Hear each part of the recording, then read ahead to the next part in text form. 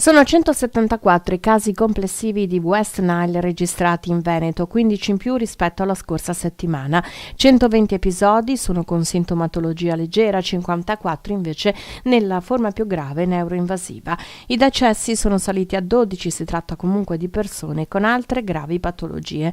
Sono i dati contenuti nell'8° bollettino della Regione Veneto proprio sull'influenza West Nile.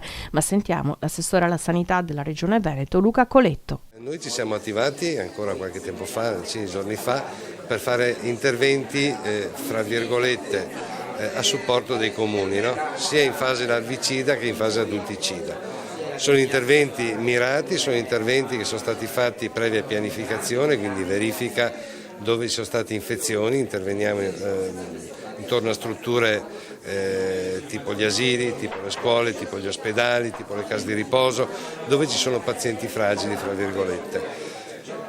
Questo è quello che stiamo facendo adesso, ma stiamo già preparando per l'anno prossimo, attraverso l'azienda Zero, tutte le gare d'appalto per i 500 e passa comuni del Veneto, i vari contratti d'appalto, destinando anche le tempistiche di intervento sul territorio, in maniera tale che queste tempistiche in 15 giorni possono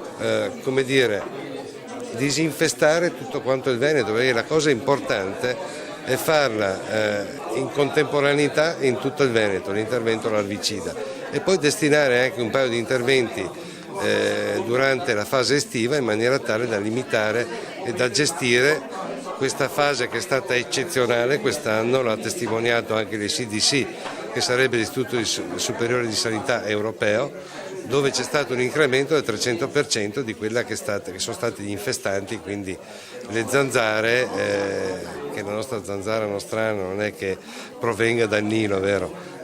La zanzara nostrana è quella che, pungendo i volatili, nella fattispecie le gazze piuttosto che le cornacchie, poi va a inoculare il virus negli esseri umani. Detto ciò, rassicuro ulteriormente, questo virus non è trasmissibile da uomo a uomo.